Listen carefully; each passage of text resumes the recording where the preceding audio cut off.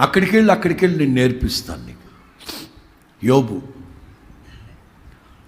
విశ్వాసానికి ఓపికకి మాదిరి, perfect ఎన్సాంపిల్డ్ believer of God.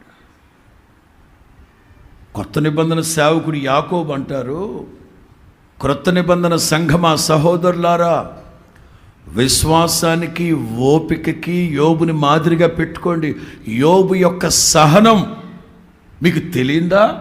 మరి నేను చెప్పాలనా? ఎంత భక్తుడైన యోబుని దేవుడు అంటారు, భూమి దగ్గరికి వెళ్ళి నేర్చుకో.